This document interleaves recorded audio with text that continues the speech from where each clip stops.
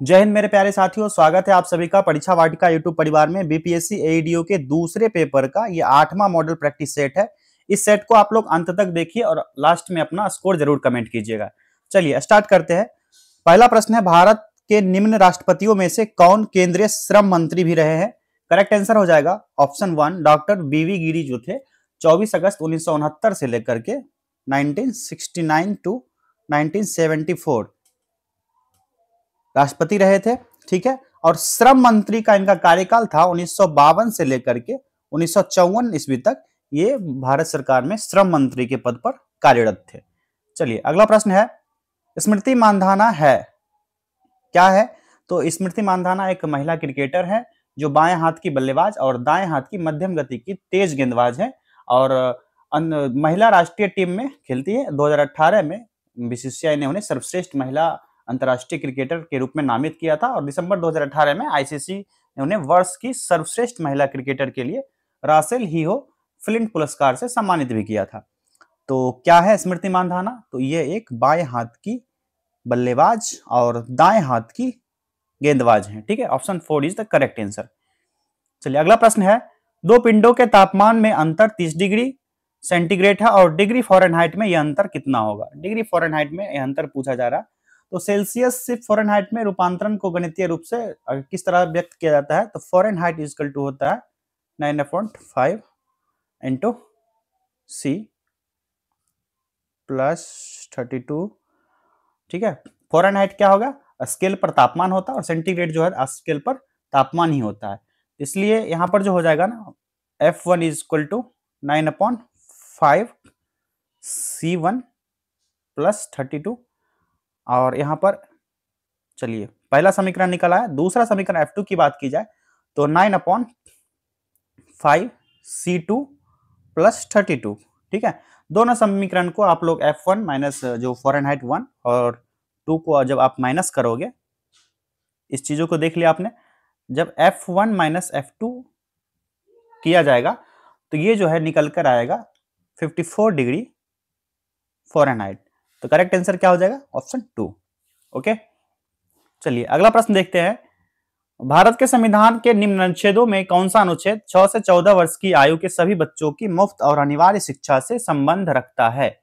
इसका right answer हो जाएगा ऑप्शन 2 आर्टिकल 21 क्लॉज ए के तहत यह प्रावधान किया गया है, जो 86वां संविधान संशोधन अधिनियम था 2002 में 21 ए जो ये है आर्टिकल, इसमें प्राथमिक शिक्षा को 6 से लेकर के 14 वर्ष के आयु के बच्चों के लिए मौलिक अधिकार के तहत रखा गया है। ठीक है, और आर्टिकल 51 क्लॉज ए में जो खंड के है इसको भी जोड़ा गया है ताकि 6 से 14 वर्ष की आयु के बीच अपने शिक्षा के अवसर को प्रदान करना माता पिता या अभिभावक का कर्तव्य बन सके। ठीक है, तो ये फंडामेंटल एक्टिविटीज में आ जाता है, मौलिक कर्तव्य में। अगला प्रश्न है, पुलित्जर पुरस्कार प्राप्त करने वाले पहले भारतीय कौन थे? राइट आंसर हो जाएगा ऑप्शन 1 गोविंद बिहारी लाल। ठीक है, 1937 ईस्वी में इनको यह पुरस्कार मिला था।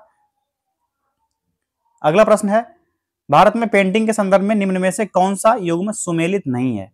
इसका राइट आंसर हो जाएगा ऑप्शन 4 गुलेर पेंटिंग कर्नाटका से, क्योंकि यह जो है ना कर्नाटका से नहीं हिमाचल प्रदेश से संदर्भित है गुलेर पेंटिंग। इसका गुलेर राज्य के नाम पर रखा गया था, जो 1415 ईस्वी में कांगड़ा के प्राचीन शाही परिवार द्वारा स्थापित किया गया था। कब? 17वीं 18वीं शताब्दी के बीच गुलर चित्र का एक विशिष्ट और सुंदर प्रकार के चित्र के रूप में विकसित हुआ था, जो मुगल चित्रकला से प्रभावित था और 19वीं शताब्दी में अंत में जाकर के यह गुलेर में चित्रकारी जारी रहा था। यह गुलेर चित्रकला जो है कांगड़ा हिमाचल प्रदेश से संबंधित है।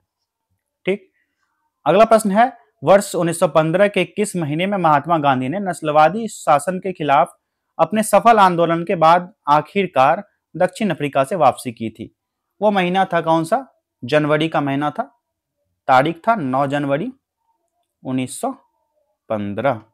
ठीक है, चलिए अगला प्रश्न है, इंसर्ट डायलॉग बॉक्स का डैश विकल्प सक्रिय सेल को दाएं सरकाने के लिए और उसके स्थान पर सेल को टिकाने के लिए होता है। करेक्ट आंसर हो जाएगा ऑप्शन 2 शिफ्ट सेल्स राइट।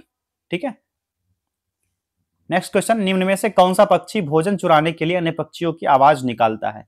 ये पक्षी जो है ऑप्शन 4 ड्रोंगो है।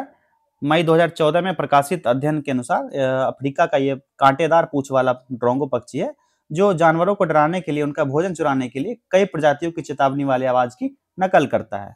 ठीक है, इसकी ये कब न्यूज में आया था? मई 2014 ईस्वी में। नेक्स्ट क्वेश्चन देखते हैं, गांधार कला शैली निम्न में से किस यूरोपीय देश की कला से प्रभावित थी? राइट आंसर हो जाएगा ऑप्शन 4, यूनानी कला से, जो ग्रीक रोम शैली से प्रभावित था और ग्रीक रोमन और भारतीय विचार के संयोजन के साथ साथ विदेशी परंपरा के प्रभाव के परिणाम स्वरूप एक शैली का निर्माण हुआ था। यह कला की ऐसी शैली थी जो महायान बौद्ध धर्म के साथ निकटता से जुड़ी हुई थी, इसलिए इस कला का मुख्य विषय जो है भगवान बुद्ध और बोधिसत्व था। नेक्स्ट क्वेश्चन है, निम्न में से किस अवधि के दौरान मोरारजी देसाई भारत के उप प्रधानमंत्री रहे थे? राइट आंसर हो जाएगा ऑप्शन 3, 1967 टू 1969। ओके, चलिए आगे बढ़ते हैं। भारत सरकार ने वर्ष डैश में राष्ट्रीय ग्रामीण रोजगार गारंटी अधिनियम में पूर्व पद के एमजी जोड़ा था। महात्मा गांधी इसमें जोड़ा गया था, महात्मा गांधी, एमजी मतलब महात्मा गांधी ग्रामीण रोजगार गारंटी अधिनियम, मनरेगा जिसको कहा जाता है। तो 25 अगस्त 2005 को यह शुरू हुआ था और लागू करने में राष्ट्रीय ग्रामीण रोजगार गारंटी अधिनियम, जो जिसको नरेगा कहा जाता है, इसे 2 अक्टूबर 2009 को गांधी जयंती के अवसर पर महात्मा गांधी के नाम से रखा गया था। कब? 2009 को। ठीक, और यह नरेगा कब चालू हुआ था? 25 अगस्त 2005। ठीक है, महात्मा गांधी के साथ नाम कब जोड़ा गया? तो 2 अक्टूबर 2009 को यह नरेगा जो है, NGR नरेगा, ठीक है ना, नरेगा 2005 में था, इसमें एम जोड़ा गया, महात्मा गांधी मनरेगा हो गया था उस समय। चलिए अगला क्वेश्चन है, कंजक्टिवाइटिस मुख्य रूप से डैश से संबंधित एक संक्रमण है। इसका राइट आंसर हो जाएगा ऑप्शन 3, आंख से संबंधित है, जो नेत्र श्लेष्मा शोथ या गुलाबी आंख की जलन या सूजन होती है, जिसको नेत्र गोलक के सफेद हिस्से को कवर करती है। एलर्जी या बैक्टीरिया या वायरल संक्रमण के कारण हो सकता है और यह बेहद संक्रामक रोग है जो संक्रमित व्यक्ति की आंखों के स्राव के संपर्क में आने से फैलता है।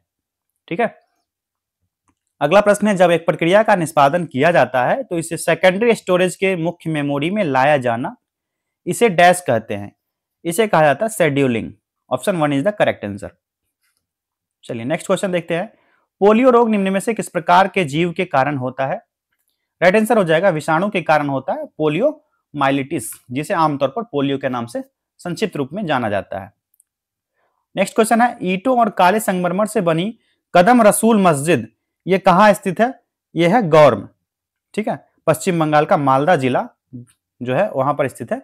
1530 ईस्वी में पैगंबर के पैर की छाप एक पत्थर पर सुरक्षित किया गया था और झोपड़ी की तरह बनाया गया मस्जिद एक वर्गाकार कमरा है, इस टाइप का, स्क्वायर टाइप का, जिसमें 3 तरफ बरामदा दिया गया है।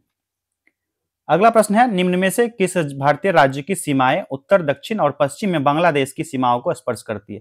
Very easy answer, option 3 Tripura, जो उत्तर पूर्वी राज्य त्रिपुरा की सीमा बांग्लादेश से उत्तर पश्चिम और दक्षिण दिशा में और पूर्व में पश्चिम और मिजोरम से लगती है। यह जो है ना स्थल रुद्र राज्य है, 5 पर्वत श्रृंखलाएं जो बोरोमुरा, अथारमुरा, लोंगथराई, साखन और जम्पुई पर्वत इस राज्य के उत्तर से दक्षिण की ओर स्थित हैं। ये चीजें आप लोग जब मैप पढ़ा रहे थे वहां पे बताए थे आपको। चलिए अगला प्रश्न है, पेज टैब में डैश का प्रयोग प्रिंट को घटाने या बढ़ाने के लिए होता है। राइट आंसर हो जाएगा ऑप्शन 4, पैमानीकरण का, जिसको क्या कहा जाता है? स्केलिंग, स्केलिंग भी कहा जाता है।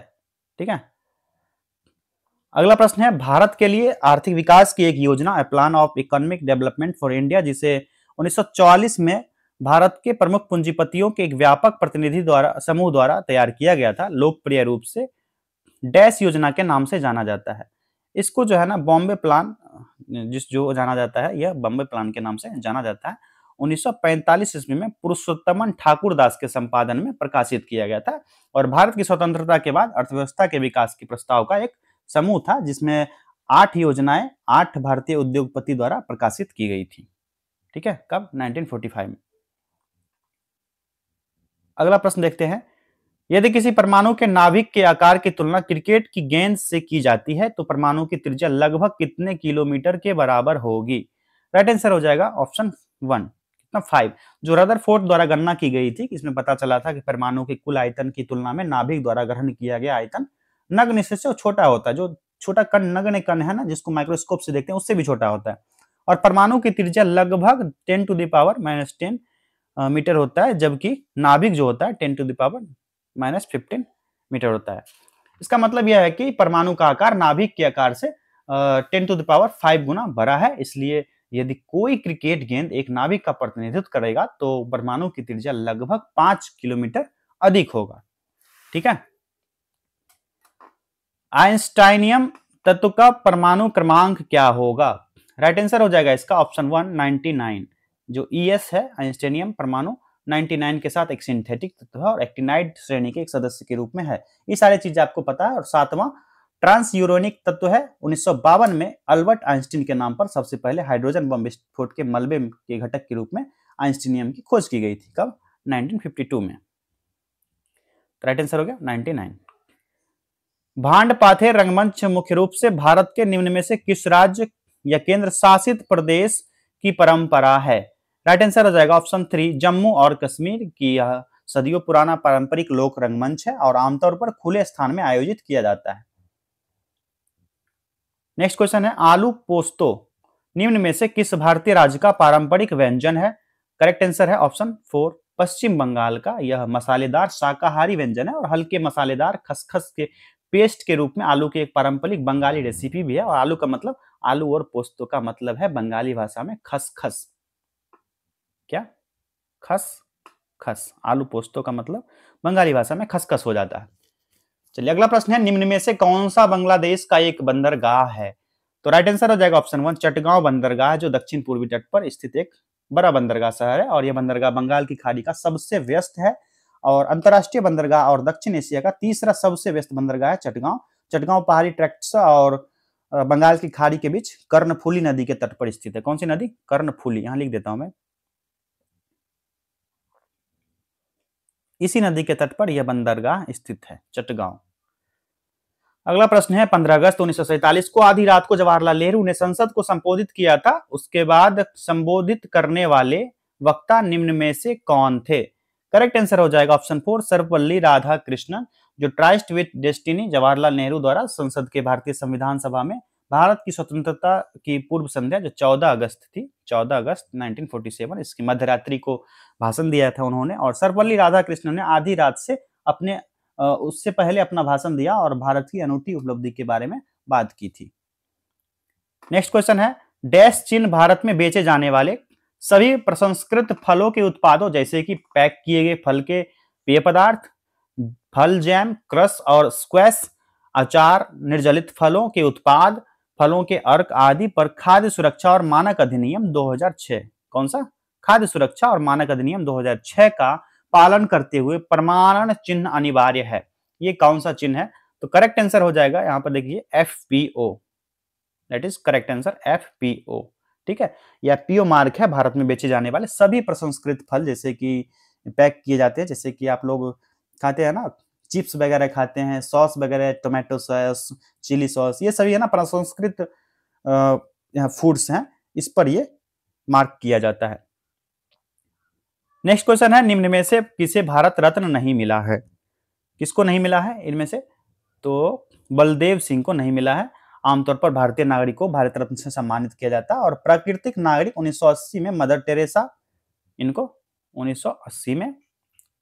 और दो गैर भारतीय जो 1987 में पाकिस्तान के नागरिक खान अब्दुल गफ्फार खान और एक थे दक्षिण अफ्रीका के नेल्सन मंडेला, इनको 1990 ईस्वी में दिया गया था। ठीक है, और ये जो बलदेव सिंह है ना, भारत के रक्षा मंत्री थे, इनको नहीं मिला है।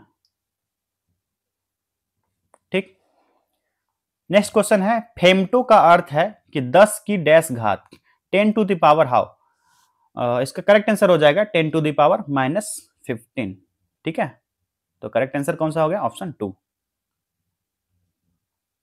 अगला प्रश्न है मिलिकन के तेल बूंद प्रयोग में तेल की बूंदों पर एक ऐसा बल आरोपित किया जाता है जिसकी प्रकृति निम्न में से किस श्रेणी में नहीं आती है?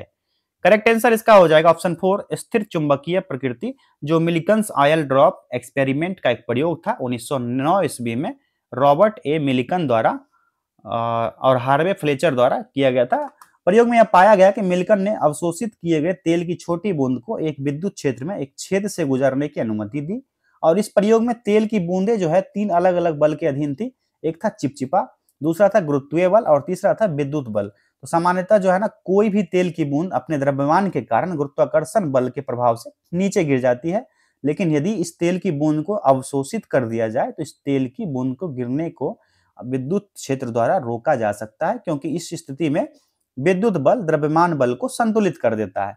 ये चीजें जो है स्थिर चुंबकीय क्षेत्र से संदर्भित है। राइट आंसर हो गया ऑप्शन 4। नेक्स्ट क्वेश्चन है, डैश एक मार्क कूटकरण एल्गोरिदम है जो डाटा को कूटबद्ध करने या कूट खोलने के लिए किसी कुंजी का प्रयोग नहीं करती है, पूछा जा रहा है। करेक्ट आंसर हो जाएगा option 1 symmetric cryptographic is the correct answer. जो सममित एन्क्रिप्शन विधि है, जैसा कि नाम से ही स्पष्ट है, डेटा को एनक्रिप्ट और डिक्रिप्ट करने के लिए एकल क्रिप्टोग्राफिक कुंजी का उपयोग करना है। और एनक्रिप्शन विधि जो होता है ना, असममित एनक्रिप्शन से भिन्न होता है, जहां संदेश को एनक्रिप्ट और डिक्रिप्ट करने के लिए कुंजी की जो की होता है उसकी एक जोड़ी, एक सार्वजनिक और एक निजी का उपयोग किया जाता है। नेक्स्ट क्वेश्चन है, निम्न चोटियों में से कौन सी नेपाल हिमालय क्षेत्र में स्थित नहीं है? तो ये जो है कामेट की चोटी है, नंदा देवी के बाद कामेट उत्तराखंड गढ़वाल क्षेत्र में है, और भारत का दूसरा सबसे बड़ा पर्वत है। कहां पर है? उत्तराखंड, यूके। कौन सा क्षेत्र? गढ़वाल क्षेत्र, उत्तराखंड के गढ़वाल क्षेत्र भारत की सेकेंड हाईएस्ट चोटी है। ठीक है, चलिए नेक्स्ट क्वेश्चन देखते हैं। महासागरीय ऊर्जा रूपांतरण के संदर्भ में ओटेक में टी का प्रयोग किसके लिए होता है? टी का जो यूज होता है, ये ओटीसी मतलब ओशन थर्मल एनर्जी कंजर्वेशन। तो ये जो है ना, किसके लिए होता है? राइट आंसर हो जाएगा थर्मल। ओटेक मतलब यहां लिख देते हैं, ओ से ओशन हो सकता है, ओ का पूछा जाए। टी से तो हो गया, ये थर्मल हो गया, ठीक। और ई से क्या हो गया? एनर्जी, ठीक, एनर्जी और कन्वर्जन, ठीक है। तो ये हो गया OTEC, ocean thermal energy conversion is the full form. चलिए नेक्स्ट क्वेश्चन देखते हैं। भारत के संविधान के अनुच्छेद डैश के तहत राज्य राष्ट्रीय महत्व और ऐतिहासिक हितों से संबंधित हर स्मारक स्थान और वस्तु का संरक्षण करने के लिए बाध्यकारी है? कौन? राज्य।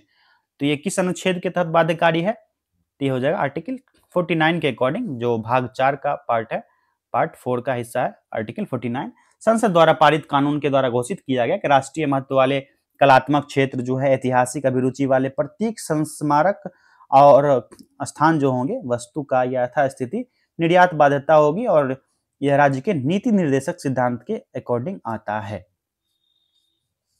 अगला प्रश्न है, टेक्स्ट की बनावट को परिवर्तित करने और प्रस्तुति को पढ़ने के लिए आसान बनाने की प्रक्रिया है, कौन सी होगी? ये हो जाएगा ऑप्शन 2 प्रारूपण, ठीक है, फॉर्मेटिंग, प्रारूपण। नेक्स्ट क्वेश्चन है, निम्न में से कौन वैशेषिक दर्शन विद्यालय से संबंधित है? वैशेषिक दर्शन विद्यालय से संबंधित हो जाएंगे कनार्ड, एक प्राचीन प्राकृतिक वैज्ञानिक और दार्शनिक थे, जिन्होंने 6th सेंचुरी, 6ठी शताब्दी इसमें इनके आसपास भारतीय दर्शन के वैशेषिक मत की स्थापना किया गया था। और संस्कृत पाठ वैशेषिक सूत्र में भौतिक जो फिजिक्स है और दर्शन के लिए एक परमाणु दृष्टिकोण की नींव विकसित किया था इन्होंने। और वैशेषिक स्कूल जो प्रकृतिवाद में अपनी अंतर्दृष्टि के लिए जाना जाता है। नेक्स्ट क्वेश्चन है, निम्न में से कौन सा मात्रक वही मात्रा मापता है जो एसआई इकाई पास्कल द्वारा मापी जाती है? वेरी इजी आंसर ऑप्शन 3 वाट। जो वाट होता है ना, सेम होता है। जो पास्कल जो होता है मीटर किलोग्राम सेकंड प्रणाली है, इंटरनेशनल सिस्टम ऑफ यूनिट्स, जिसको एसआई यूनिट कहा जाता है फुल फॉर्म में। दबाव और तनाव की एक इकाई है, और एसआई इकाई में 1 पास्कल प्रति किलोग्राम प्रति सेकंड स्क्वायर 1 किलोग्राम का दबाव होता है। और टॉर भी एक निरपेक्ष पैमाने पर आधारित दबाव की एक इकाई है, जिसका मानक होता है वायुमंडल में, ठीक है, 1,01,325 पास्कल के ठीक बराबर होता है। 1760 ईस्वी में इसको परिभाषित किया गया था, किसके द्वारा? पास्कल के द्वारा, ठीक है। चलिए अगला प्रश्न देखते हैं। मध्ययुगीन यात्री मार्को पोलो निम्न में से कहां से आया था? राइट आंसर हो जाएगा वेनिस से आया था मार्को पोलो, जो इतालवी था, इतालवी व्यापारी था यह मार्को पोलो। ये क्वेश्चन एक बार और हो चुका है और डिटेल्स में। चलिए अगला प्रश्न है, पेनाल्टी कॉर्नर शब्द निम्न में से किस खेल से संबंधित है? करेक्ट आंसर है हॉकी से। जो पेनल्टी कॉर्नर है हॉकी से संबंधित है और जो बचाव दल के खिलाफ दिया जाता है एक दंड है। यह मुख्य रूप से जुर्माना सर्कल में रक्षात्मक उल्लंघन के लिए, रक्षात्मक जो 23 मीटर के क्षेत्र के भीतर जो होता है, 23 मीटर क्षेत्र के भीतर जानबूझकर उल्लंघन के लिए दिया जाता है और पेनल्टी कॉर्नर स्कोर करने का एक उत्कृष्ट अवसर भी प्रदान करता है। अगला प्रश्न है, अष्टमहास्थान का तात्पर्य बुद्ध के जीवन से जुड़े 8 महत्वपूर्ण स्थानों से है। निम्न में से कौन सा स्थान उनमें से एक नहीं है? कौन सा होगा? ये हो जाएगा रायगढ़। जो अष्टमहास्थान, जो 8 बौद्ध पवित्र स्थान है, उनसे तात्पर्य है जो तीर्थ यात्रा के रूप में बुद्ध के जीवन से जुड़े हैं। तो कौन कौन से हैं? लुम्बिनी, बोध गया, सारनाथ। यहां पर देख लीजिए, एक तो ये हो गया बोध गया, सारनाथ, ठीक है। रायगढ़ नहीं होगा, इसलिए ये राइट आंसर है, नहीं पूछा जा रहा था ना। तो बोध गया, लुम्बिनी, सारनाथ, 3 तो यहां पर हो गया। उसके बाद यहां पर लिख देते हैं, आप लोग ध्यान रखिएगा, कुशीनगर, ठीक है, श्रावस्ती, कितने हो गए? 3 2 5, और एक है राजगीर, राजगीर हो गया, और संकिसा, यहां पर स्पेस नहीं है, यहां पर लिख देता हूं संकिसा। कितने हो गए? 3 ये 4 ये 7, संकिसा हो गया। और एक है वैशाली, ठीक है, वैशाली। मैं आपको फिर से बोल देता हूं, सही से नहीं दिख पा रहा होगा आप लोग को। पहला तो हो गया बोध गया, ठीक है, दूसरा लुम्बिनी, तीसरा सारनाथ, कुशीनगर, श्रावस्ती, राजगीर, संकिसा और वैशाली। ये 8 जो है क्या है? अष्टमहास्थान है, जो बुद्ध के जीवन से जुड़े महत्वपूर्ण स्थान है। चलिए अगला प्रश्न है, प्रोजेक्ट एलिफेंट भारत में वर्ष डैश में शुरू किया गया था। जो ये प्रोजेक्ट है यह हाथियों की सुरक्षा और उनके आवास और गलियारों, मानव पशु संघर्ष के मुद्दों का समाधान करने और बंद हाथियों के कल्याण को सुनिश्चित करने के लिए 1992 ईस्वी में यह शुरुआत किया गया था। Option 2 is the right answer. जब राजीव गांधी ने प्रधानमंत्री पद की शपथ ली थी उस समय भारत के राष्ट्रपति कौन थे? वेरी इजी आंसर, 31 अक्टूबर 1984 को राष्ट्रपति ज्ञानी जैल सिंह द्वारा वो शपथ ग्रहण किए थे। तो कौन थे? ज्ञानी जैल सिंह। कब? 31 अक्टूबर 1984 में यह प्रधानमंत्री बने थे राजीव गांधी। अगला प्रश्न है, निम्न में से कौन सा एक्शन एट ए डिस्टेंस बल है? कौन सा होगा? तो हो जाएगा गुरुत्वाकर्षण। जो दूरी बलों पर कार्रवाई उस प्रकार के बल है जिसके परिणाम जो होते हैं तभी होते हैं जब दो परस्पर क्रियाएं करने वाली वस्तुएं एक दूसरे के साथ भौतिक संपर्क में नहीं होती है, फिर भी अपने भौतिक अलगाव के बावजूद जो होते हैं धक्का देने या खींचने में सक्षम होती है। और गुरुत्वाकर्षण बल जो है दूरी बल पर एक कार्रवाई होता है जो दो वस्तुओं के बीच कार्य करते हैं, भले ही उन्हें कुछ भी दूरी पर रखा जाओ, कितना भी डिस्टेंस हो, वो दो वस्तुओं के बीच ही कार्य करेंगे। अगला प्रश्न है, सोरा जिसको साल्पेटर कहते हैं, इसका दूसरा नाम क्या है? तो इसका दूसरा नाम जो हो जाएगा ये हो जाएगा पोटेशियम नाइट्रेट, KNO3 इसका आणविक सूत्र होता है, जिसे साल्टपीटर भी कहा जाता है और एक आयनिक लवण है। पोटेशियम नाइट्रेट सोरा नामक खनिज के रूप में मिलता है और नाइट्रोजन का प्राकृतिक ठोस स्रोत है, यह मेटल है। औपनिवेशिक भारत कॉलोनियल इंडिया के संदर्भ में हार्टोग कमेटी की रिपोर्ट निम्न में से किस क्षेत्र से संबंधित है? हार्टोग कमेटी की रिपोर्ट आई थी, ये जो है कब आई थी? 31 मई 1928 में शिक्षा की स्थितियों की जांच करने के लिए। तो option 2 is the right answer. Rajasthan में किन दो आर्द्र भूमियों को हाल ही में रामसर साइट के रूप में नामित किया गया है? ये जो है कौन सा है? खीचन और मेनार। फलौदी में खीचन और उदयपुर में मेनार। मेनार कहां पर है? उदयपुर में, ठीक। और खीचन कहां पर है? तो ये स्थल है फलौदी, राजस्थान का फलौदी एक शहर है या फिर जो भी जगह है, और मेनार जो है उदयपुर में है। अगला प्रश्न है, निम्न में से किस वर्ष राजकुमार सलीम ने मुगल तख्त पर चढ़ाई की थी? तो अपने पिता अकबर की मृत्यु के 8 दिन बाद 3 नवंबर 1605 ईस्वी को सिंहासन पर बैठा था। सलीम नूरुद्दीन मोहम्मद जहांगीर बादशाह गाजी की उपाधि के साथ सिंहासन पर बैठा और अपने 36 वर्ष की आयु में 22 वर्ष तक शासन किया था। टोटल 36 वर्ष इनकी आयु थी और 22 वर्ष तक शासन किया था। तो राइट आंसर क्या हो गया? 1605 ईस्वी। निम्न में से कौन सा शहर गंगा नदी के मार्ग पर स्थित नहीं है? प्रयागराज तो गंगा नदी है, पटना सही है, कानपुर लखनऊ, आप बताइए। जो लखनऊ है गोमती नदी के उत्तर पश्चिमी किनारे पर स्थित है, तो नहीं पूछा जा रहा। कानपुर, प्रयागराज, पटना ये सभी गंगा नदी के मार्ग पर स्थित है और लखनऊ जो है गोमती नदी से संबंधित है। लखनऊ में जो नदी बहती है गोमती नदी। ठीक है, अगला प्रश्न है 1946 में निम्न में से किसे भारतीय सभा का अंतरिम अध्यक्ष बनाया गया था? करेक्ट आंसर हो जाएगा ऑप्शन 1, सच्चिदानंद सिन्हा को बनाया गया था और वो सबसे बुजुर्ग सदस्य में थे और 9 दिसंबर 1946 को चुनाव के बाद यह पहली पद मिला था उनको। 11 दिसंबर 1946 को अप्रत्यक्ष चुनाव के बाद राजेंद्र प्रसाद को उनके जगह बनाया गया था। कब? 11 दिसंबर 1946 को चुनाव हुआ तो राजेंद्र प्रसाद उनके जगह पर पदस्थापित हुए। अगला प्रश्न है मक्का और गन्ने के तने के निचले सिरे से बाहर आने वाले सहायक जड़ों को क्या कहा जाता है? करेक्ट आंसर हो जाएगा ऑप्शन 1, अवस्थम्भ जड़ होता है। मक्का और गन्ना का जो है ना तने की जड़ तने से निचले ग्रंथियों से निकलती है और इन्हें अवस्थम्भ जड़ जिसको स्टिल रूट्स कहा जाता है। क्या कहा जाता है? यहाँ पे लिख देता हूं मैं,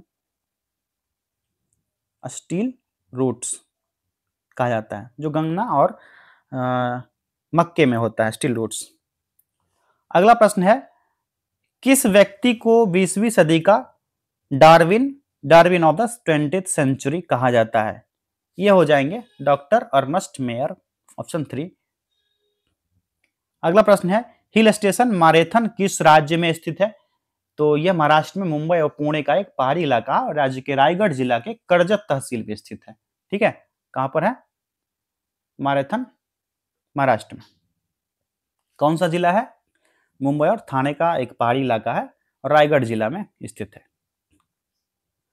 पुस्तक द लाइफ डिवाइन किसके द्वारा लिखी गई? ये बार बार क्वेश्चन पूछा जाता है, इसको तो बच्चा जान चुका है। अरविंदो घोष एक दार्शनिक कार्यकारी थे जिन्होंने आध्यात्मिक विकास का एक सिद्धांत प्रस्तुत किए थे। इसका समापन मानव में होगा और पृथ्वी एक दिव्य जीवन का आगमन होगा। अगस्त 1914 और जनवरी 1919 के बीच मासिक समीक्षा कार्य में यह बार बार क्रमिक रूप से दिखाई दिया था। तो द लाइफ डिवाइन जो अरविंदो के दार्शनिक कार्य हैं, इनके द्वारा ही लिखा गया है।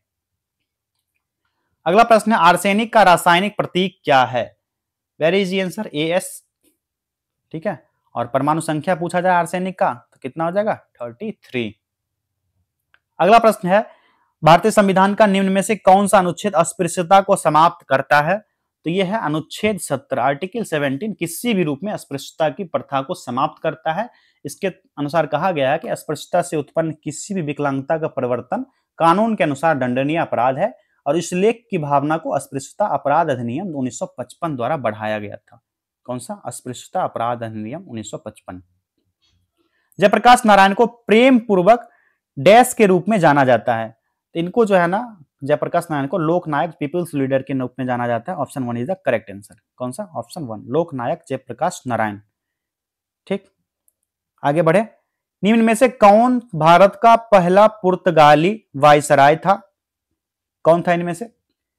तो फ्रांसिस्को डी अल्मीडा 1505 ईस्वी में पुर्तगाली राज्य का पहला गवर्नर और वायसराय बना था और 1509 में दीव के नौसैनिक युद्ध में अपनी जीत के साथ हिंद महासागर में पुर्तगाली आधिपत्य स्थापित करने का श्रेय अल्मेडा को ही दिया जाता है, क्योंकि हिंद महासागर को नियंत्रित करने की उनकी ब्लू नीति, जो ब्लू वाटर पॉलिसी जो थी, यहां लिख देता हूं ब्लू वाटर पॉलिसी,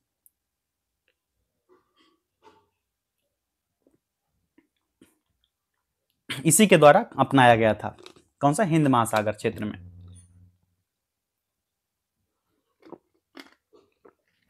चलिए नेक्स्ट क्वेश्चन है निम्न में से कौन सा विषय भारतीय संविधान की 11वीं सूची में शामिल किया गया? कौन से 11वीं सूची में शामिल है? तो पंचायती राज जो ग्रामीण स्थानीय सरकार के साथ 11वीं सूची को 1992 ईस्वी में 73वें संविधान संशोधन के तहत लाया गया था। राइट आंसर हो जाएगा स्वच्छता और स्वास्थ्य को। अगला प्रश्न है यूडर्मा मैकुलम चित्तीदार डैश को दिया नाम है? ये जो नाम दिया गया है ना, ये चमगादड़ का वैज्ञानिक नाम है, किसका? चमगादड़ का। और वेस्पर चमगादड़ का एक प्रजाति है जिसको जीनस यूडर्मा की एकमात्र प्रजाति। इस चमगादड़ की जो काली पीठ पर 3 विशिष्ट सफेद धब्बे होते हैं और 12 सेंटीमीटर की लंबाई और 35 सेंटीमीटर तक का पंख होता है। इसकी लंबाई कितना होता है? 12 सेंटीमीटर और इसका पंख कितना होता है? 35 सेंटीमीटर। ठीक है। यूके के MI6 की पहली महिला प्रमुख के रूप में किसे नियुक्त किया गया है? ये नियुक्ति हुई है ब्लेज मैट्रेवली, इनको MI6 की पहली महिला प्रमुख नियुक्त किया गया है। और ब्रिटेन के प्रधानमंत्री कीर स्टारमर ने इनको गुप्तचर सेवा में 116 साल के इतिहास में पहली महिला प्रमुख के रूप में नियुक्त किया है। ब्रिटेन के प्रधानमंत्री कौन है वर्तमान में? कीर स्टारमर। अच्छे से लिख दो, कीर स्टारमर, ये ब्रिटेन के प्रधानमंत्री हैं। ठीक, अगला प्रश्न है, वाक्य ग्रॉस नेशनल हैप्पीनेस, जो ग्रॉस नेशनल हैप्पीनेस है, पहली बार कहां निर्मित किया गया था? करेक्ट आंसर हो जाएगा भूटान में। 1970 के दशक में भूटान में हिमालयी जो देश के राजा सकल घरेलू उत्पाद के विकल्प के रूप में इसको पेश किया था। और GNH के 4 स्तंभ सुशासन, सतत विकास, संस्कृति का संरक्षण और संवर्धन और पर्यावरण संरक्षण इसमें शामिल था। कब? 1970 के दशक में। बढ़ते, अगला प्रश्न है, निम्न में से कौन सा जीवाश्म ईंधन नहीं है? जीवाश्म ईंधन नहीं है, वेरी इजी आंसर हो जाएगा ऑप्शन 3 जैव ईंधन, जीवाश्म ईंधन नहीं है। ठीक, अगला प्रश्न है, भारत के निम्न में से किस राज्य में प्रत्येक वर्ष अंबुबाची मेला आयोजित किया जाता है? अंबुबाची मेला जो है गुवाहाटी असम के कामाख्या मंदिर में आयोजित होता है, एक वार्षिक हिंदू मेला है। और यह मेला मानसून के मौसम के दौरान मनाया जाता है और देवी कामाख्या के वार्षिक मासिक धर्मचक्र जो होता है, MC होता है, उसका यह उत्सव है। यह माना जाता है कि मंदिर की अधिष्ठात्री देवी कामाख्या जो है इस समय के दौरान मासिक धर्म के अपने वार्षिक चक्र से गुजरती है। ठीक है, तो राइट आंसर हो जाएगा कहां का? असम का। पुस्तक इंडिया विंस फ्रीडम किसने लिखी? यह पुस्तक लिखी गई थी इनके द्वारा, मौलाना अब्दुल कलाम आजाद के द्वारा। नेक्स्ट क्वेश्चन है, निम्न में से कौन सा शब्द बौद्ध स्तूप की वास्तुकला से संबंधित है? ये है हर्मिका। जो हर्मिका एक बाड़ है जो एक वर्ग के आकार में बाड़े की तरह है, जो एक स्तूप के शीर्ष पर स्वर्ग को इंगित करता है। स्तूप का मुख्य भाग जो है ब्रह्मांडीय पर्वत का प्रतीक है। और हरिका जो है ट्रिपल छाता यानी छत्रवेली रखती है। जो बौद्ध धर्म में 3 रत्न हैं, कौन कौन से? बुद्ध, धर्म और संघ। 3 रत्न कौन कौन से बौद्ध धर्म में? बुद्ध, धर्म और एक है संघ। ये त्रिरत्न है बौद्ध धर्म के। ठीक है, अगला प्रश्न है, भारत 2025 ऊर्जा बदलाव सूचकांक में कौन से स्थान पर आ गया है? राइट आंसर हो जाएगा 71वां स्थान। चलिए आगे बढ़ते हैं। लोहे की कील कॉपर सल्फेट के घोल में डुबोने के बाद डैश हो जाते हैं। ये जो है भूरे रंग के हो जाएंगे जब लोहे की कील को कॉपर सल्फेट में इसके जो घोल बनते हैं उसमें डुबोया जाएगा तो। ठीक है, और लोहे की सतह में तांबे की एक भूरी कोटिंग बनती है और कॉपर सल्फेट के घोल का रंग जो है नीले से हल्का हरे रंग में बदल जाता है। और इस प्रतिक्रिया से पता चलता है कि लोहा जो है तांबे की तुलना में अधिक प्रतिक्रियाशील है, क्योंकि कॉपर सल्फेट विलयन से तांबे को विस्थापित करता है, इसको अलग करने का काम करता है। अगला प्रश्न है, निम्न में से कौन सा शहर कोरोमंडल तट के किनारे स्थित है? करेक्ट आंसर हो जाएगा थूथुकुडी। तो कौन सा है थूथुकुडी? तो तूतीकोरिन जो बंदरगाह है इसका पुराना नाम था थूथुकुडी। अगला प्रश्न है, बोकारो में इस्पात संयंत्र डैश के सहयोग से बनाया गया? किसके सहयोग से बनाया गया था? स्टील संयंत्र। तो बोकारो स्टील सिटी के नाम से जाना जाता है। यह बनाया गया था सार्वजनिक क्षेत्र का चौथा एकीकृत 1965 ईस्वी में सोवियत संघ के सहयोग से बनाया गया था। ठीक है, जो अभी वर्तमान में रसिया है। मगरमच्छ में डैश हार्ट चैम्बर होते हैं? कितने हार्ट चैम्बर होते हैं मगरमच्छ में? तो 4 कक्षीय हृदय और 2 निलय होते हैं। जो सरीसृप में एक असमान लक्षण होता है, इस उनके पास एक बाएं और दाएं धमनियां होते हैं जो एक छेद से जुड़े होते हैं, जिसको पैनिजर के फेरामोन कहा जाता है। और पक्षियों और स्तनधारियों की तरह मगरमच्छ के दिल में वाल्व होते हैं जो हृदय कक्षों के माध्यम से एक ही दिशा में रक्त प्रवाह करते हैं। मनुष्य को जैसे ऊपर से नीचे, नीचे से ऊपर गंदे खून होते हैं ना, इनका एक ही दिशा में रक्त प्रवाह होता है। तो ये राइट आंसर हो जाएगा कौन सा? बताइए। 4 हेड चैम्बर होते हैं। निम्न में से कौन सा शहर भारत के मुख्य भूभाग के सुदूर दक्षिणी सिरे से सबसे दूर है? ये शहर कौन सा हो जाएगा? केप कोमोरिन, तमिलनाडु में हिंद महासागर में चट्टानी अंतरिय है जो भारत की मुख्य भूमि का सबसे दक्षिणी छोर बनता है। कौन सा? ये राइट आंसर हो जाएगा कौन सा? ऑप्शन 3 नाडेंड। ठीक है, जो महाराष्ट्र में स्थित नाडेंड जो है ये केप कोमोरिन से 1450 किलोमीटर से अधिक की दूरी पर स्थित है। नेक्स्ट क्वेश्चन है, यदि कोई वस्तु 10 दोलन प्रति सेकंड करती है तो किलोहर्ट्ज में इसकी आवृत्ति होगी। दोलन करती है, ठीक है, कितनी आवृत्ति होगी इसकी? तो प्रति सेकंड चक्र या दोलनों की संख्या को आवृत्ति के रूप में परिभाषित किया गया है और आवृत्ति के लिए सही मात्रक क्या है? हर्ट्ज। ठीक है, कितनी हो जाएगी? तो जो यहाँ पर क्वेश्चन दिया गया है इसकी आवृत्ति 10 हर्ट्ज होगी। अब 1 किलो हर्ट्ज कितना होता है? 1000 चक्र, और प्रति सेकेंड के बराबर हो तो 10 हर्ट्ज जो कितना होगा? 10/1000 तो होगा 0.01, ऑप्शन 1। ठीक है, कितना हो जाएगा? कर लीजिएगा आप लोग, 0.01। अगला प्रश्न है, 1975 की रात में इंदिरा गांधी ने राष्ट्रपति फखरुद्दीन अली अहमद से आपातकाल लगाने की सिफारिश की। कब? डेट क्या था? ये डेट था कौन सा? 25 जून। ठीक है, ऑप्शन 3। बाराबती स्पोर्ट्स स्टेडियम किस राज्य में स्थित है? यह स्टेडियम जो है ओडिशा में है। निम्न में से कौन सा बैराज या बांध भारत बांग्लादेश सीमा के सबसे नजदीक है? यह हो जाएगा फरक्का बांध, जो 18 किलोमीटर की बांग्लादेश सीमा से 18 किलोमीटर दूरी पर स्थित है। 2025-28 के कार्यकाल के लिए अंतर्राष्ट्रीय प्रशासनिक विज्ञान संस्थान IISAS के प्रशासन परिषद का अध्यक्ष किसे चुना गया है? इसके नियुक्ति हुई श्रीनिवास के रूप में, वी श्रीनिवास इसके अध्यक्ष बने हैं 2025 से 28 के लिए, और प्रशासन परिषद के अध्यक्ष के रूप में बेहतरीन के रायद बेन सम्स का स्थान लेंगे। नेक्स्ट क्वेश्चन है, सीधी रेखा में चलने वाली वस्तु द्वारा उत्पन्न की गई शक्ति ज्ञात करने के लिए बल को डैश से गुणा किया जाता है। तो करेक्ट आंसर हो जाएगा ऑप्शन 1, वेग से गुणा किया जाता है। ठीक है, अगला प्रश्न है, मेहरगढ़ नवपाषाण काल की बस्ती, प्राचीन बस्ती पाकिस्तान के डैश प्रांत में स्थित है।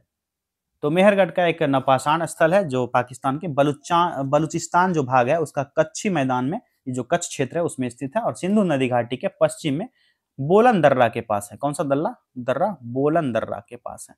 और क्षेत्र कौन सा है? ये है बलूचिस्तान। ठीक है, अगला प्रश्न है, राष्ट्रीय एकता के इंदिरा गांधी पुरस्कार डैश द्वारा प्रदान किया जाता है। तो भारत के पूर्व प्रधानमंत्री थे माननीय इंदिरा गांधी। इसके बाद राष्ट्रीय एकता के लिए इंदिरा गांधी पुरस्कार भारतीय राष्ट्रीय कांग्रेस द्वारा प्रतिष्ठापित एक पुरस्कार है जो राष्ट्रीय एकीकरण और समझ और जो उनकी अधोवृत्ति थी उसको बढ़ावा देने के लिए, राष्ट्र की एकजुटता की भावना को मजबूत करने के लिए 1985 ईस्वी में शुरू किया गया था। करेक्ट आंसर क्या हो गया? भारतीय राष्ट्रीय कांग्रेस द्वारा प्रदान किया जाता है। कब से? 1985 ईस्वी से। अगला प्रश्न है, वन संरक्षण के संदर्भ में नवदन्य आंदोलन, नवदन्य मूवमेंट जो है 1987 में डैश के द्वारा शुरू किया गया था। यह आंदोलन जो है वंदना शिवा के द्वारा शुरू किया गया था।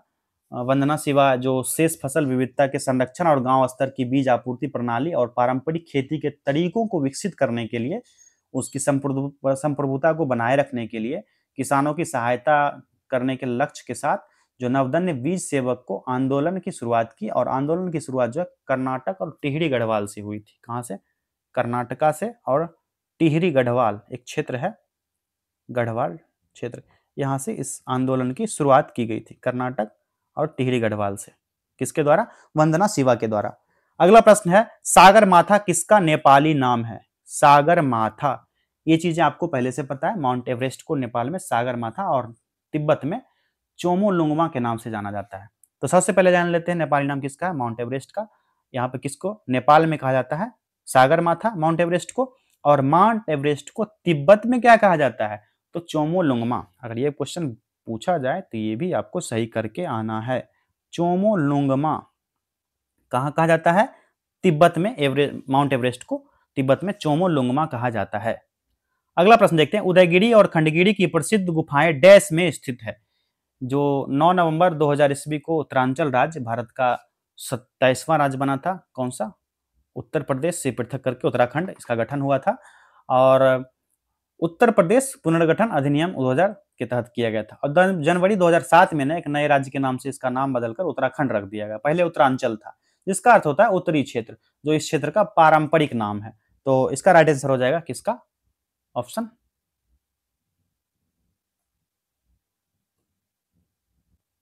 4। ठीक है, उत्तराखंड के बारे में ये ऑप्शन पहला था इसलिए बता दिया मैंने आपको। ये चीजें जानना जरूरी था आपके लिए। चलिए अगला प्रश्न है, मुगल सम्राट शाह आलम द्वितीय ने ईस्ट इंडिया कंपनी को बंगाल प्रांत का दीवान किस वर्ष नियुक्त किया था? करेक्ट आंसर हो जाएगा ऑप्शन 2, 1765 ईस्वी। डेट था 16 अगस्त 1765। ठीक है। बक्सर की लड़ाई के बाद मुगल सम्राट जो शाह आलम था, शाह आलम द्वितीय, ईस्ट इंडिया कंपनी के लॉर्ड क्लाइव के बीच इलाहाबाद की संधि पर हस्ताक्षर कर दिया था। और इस ईस्ट इंडिया कंपनी को दीवानी अधिकार था या बंगाल, बिहार, उड़ीसा के पूर्वी प्रांत से दिल्ली की सम्राट की ओर एक टैक्स एकत्र करने के लिए अधिकार दिया गया था। बदले में कंपनी ने कोरा और इलाहाबाद जिला को शाह आलम द्वितीय के लिए सुरक्षित करते हुए 26 लाख रुपए की वार्षिक अनुदान राशि उपहार स्वरूप दिया था, गिफ्ट के रूप में दिया था। तो ये हुआ कब? 1765 ईस्वी में बंगाल प्रांत का दीवान नियुक्त किया था। अगला प्रश्न है, किसी देश द्वारा एक वित्तीय वर्ष के दौरान उत्पादित वस्तुओं और सेवाओं के मूल्य का योग क्या कहलाता है? क्या कहा जाएगा इसको? तो राष्ट्रीय आय कहा जाता है। राष्ट्रीय आय का अर्थ होता है कि एक वित्तीय वर्ष के दौरान किसी देश द्वारा उत्पादित वस्तुओं और सेवाओं का मूल्य। इस प्रकार एक वर्ष की अवधि के दौरान किसी भी देश की सभी आर्थिक गतिविधियों का शुद्ध परिणाम होता है और पैसे के संदर्भ में इसका मूल्यांकन किया जाता है। और एक वर्ष के उत्पादन द्वारा नागरिकों की आय में शुद्ध राशि होती है, जो वृद्धि होती है कम होती है, इससे इसकी गणना की जाती है। अगला प्रश्न है, निम्नलिखित में से किस रसायन का उपयोग सूक्ष्मजीवों के विकास की रोकथाम के लिए परिरक्षक के रूप में नहीं किया जाता है? नहीं किया जाता है। तो राइट आंसर हो जाएगा ऑप्शन 4, सोडियम हाइड्रोजन कार्बोनेट का। अगला प्रश्न है, निम्नलिखित में से कौन निर्धारित करता है कि कोई विशेष विधेयक वित्त विधेयक है या नहीं? ये चीजें समझने वाली है। तो भारतीय संविधान का आर्टिकल 1110 है, आर्टिकल 110 है। इसके अनुसार यदि कोई प्रश्न उठाता है कि कोई विधेयक धन विधेयक है या नहीं है, इस पर लोकसभा अध्यक्ष का निर्णय अंतिम होता है, लास्ट निर्णय होता है। और अध्यक्ष जो है ना, किसी निर्णय पर आने में या किसी विधेयक को धन विधेयक होने का प्रमाण पत्र देने के लिए किसी से परामर्श करने के लिए बाध्य नहीं, अपने मर्जी के अकॉर्डिंग वो करेगा। तो राइट आंसर हो जाएगा लोकसभा का अध्यक्ष। अगला प्रश्न है, 2025 नॉर्वे शतरंज टूर्नामेंट किसने जीता? करेक्ट आंसर हो जाएगा ऑप्शन 4, मैग्नस कार्लसन ने जीता था। और 7वीं जीत थी उनकी, कुल 16 अंक इसको आए थे। कितने? Total 16 point.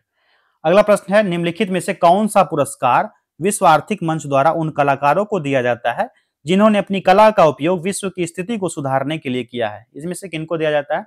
तो क्रिस्टल अवार्ड दिया जाता है और विश्व आर्थिक मंच द्वारा, वर्ल्ड इकोनॉमिक फोरम के द्वारा दिया जाता है। WEF, वर्ल्ड इकोनॉमिक फोरम, विश्व आर्थिक मंच। ठीक।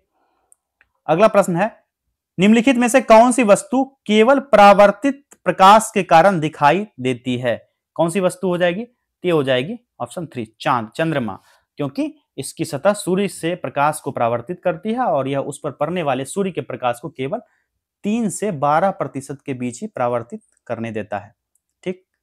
अगला प्रश्न है, अपने 5 वर्षीय पुत्र वीर नारायण की ओर से शासन करने वाली रानी दुर्गावती किस जनजाति से संबंधित है? दुर्गावती जो है ना, 1550 ईस्वी से कब से कब तक? 1550 से 1564 ईस्वी तक गोंडवाना की रानी बनी थी। गोंडवाना मध्य प्रदेश का क्षेत्र है, गोंडवाना।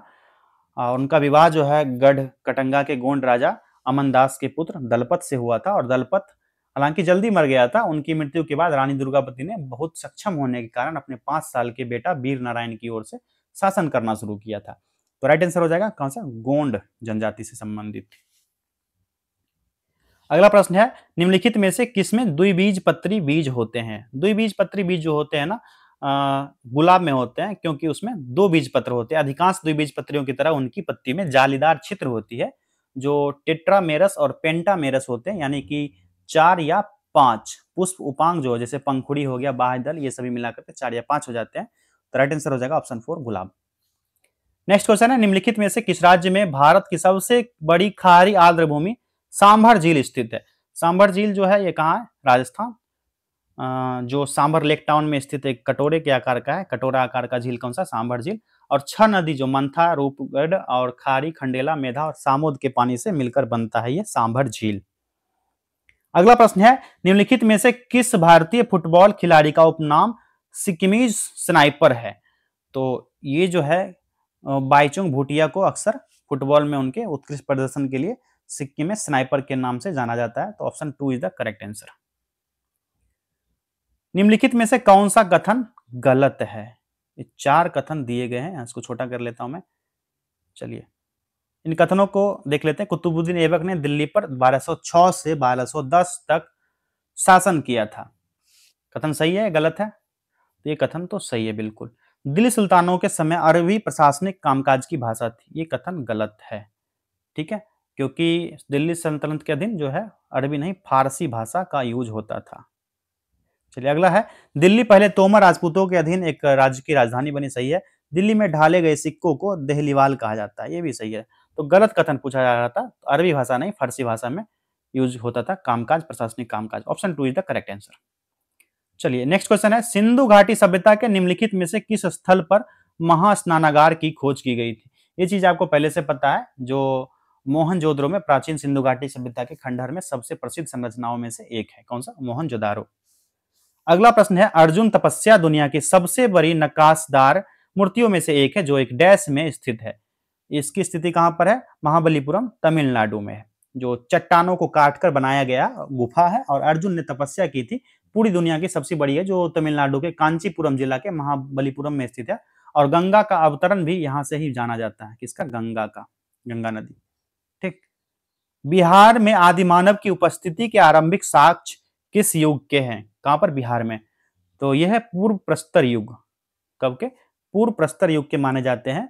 जो इस काल में जो अवशेष जो है मुंगेर और नालंदा से मिलते हैं, और इस युग के जो आदिमानव हैं पत्थर की कुल्हाड़ी, चाकू और खूखी का प्रयोग करते थे। जो मध्यवर्ती प्रस्तर युग के अवशेष मुंगेर से प्राप्त हुए ना, और नवप्रस्तर युग के अवशेष जो है चिरांद और चेचर से प्राप्त हुए। चिरांद ये जगह का नाम है बिहार में, मुंगेर और चेचर ये दोनों जगह से इसके मध्यप्रस्तर युग के प्रमाण मिले हैं। अगला प्रश्न है, भारतीय राष्ट्रीय कांग्रेस के 1916 के लखनऊ अधिवेशन में किसने बिहार के नील उगाने वालों का प्रश्न प्रस्तुत किया था?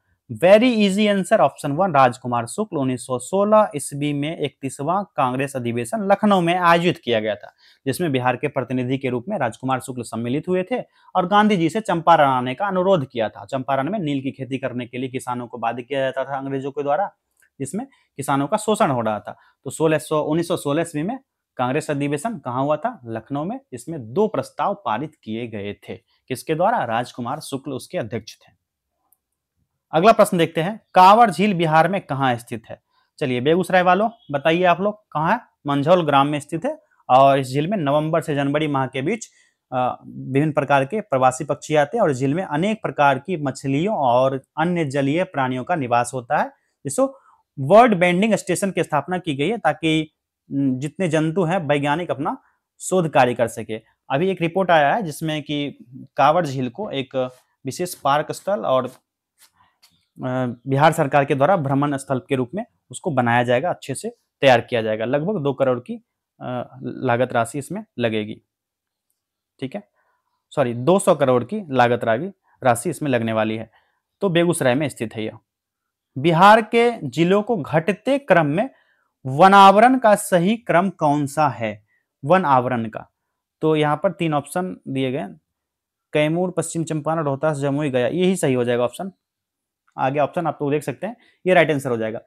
जो पहला स्थान है कैमूर जिला 1051.56 वर्ग किलोमीटर। इसके बाद जो है पश्चिम चंपारण लगभग 900 वर्ग किलोमीटर, 903 वर्ग किलोमीटर, रोहतास 669 और जमुई जो 661 वर्ग किलोमीटर और गया जो है 602 वर्ग किलोमीटर। इतना क्षेत्र है। तो ये जो है बढ़ते से घटते क्रम में है। चलिए अगला प्रश्न है, बिहार का सबसे पहले स्थापित विश्वविद्यालय का नाम क्या है? आप लोग बताइए, सबसे पहले कौन सा विश्वविद्यालय स्थापना किया गया था? पटना विश्वविद्यालय। कब हुआ था? 1917 ईस्वी में। Option 2 is the right answer. 1917 में हुआ था। और मगध विश्वविद्यालय, इसकी स्थापना कब हुई थी? 1962 में। ललित नारायण मिथिला विश्वविद्यालय 1972 में इसकी स्थापना की गई थी। और बिहार विश्वविद्यालय जो मुजफ्फरपुर में है, भीमराव अंबेडकर विश्वविद्यालय, 1952 में इसकी स्थापना की गई थी। तो सबसे प्राचीन कौन सा हो जाएगा? पटना विश्वविद्यालय। साथियों हमने सभी 100 प्रश्नों को कवर कर लिया है। मिलेंगे अगले टेस्ट में, तब तक अपना स्कोर कमेंट कीजिए, कितने प्रश्न आपके सही हुए थे। ये टेस्ट जो था 8वां टेस्ट बहुत ही ईजी था, जल्दी हो गया। अपना स्कोर कमेंट कीजिए, अपने साथियों में शेयर कीजिए जो एडीओ की तैयारी कर रहे हैं, और चैनल को सब्सक्राइब भी कर लीजिएगा ताकि सबसे पहले नोटिफिकेशन आपके पास पहुंचेगा। तो आप वीडियो को जल्द से जल्द देख पाएंगे और एग्जाम में लगभग मुझे लगता है कि फरवरी मार्च तक एग्जाम ले लिया जाएगा। तो अपनी तैयारी को बुलंदियों के साथ करते रहिए, जोर शोर से करते रहिए। मिलेंगे अगले टेस्ट में। बहुत बहुत धन्यवाद।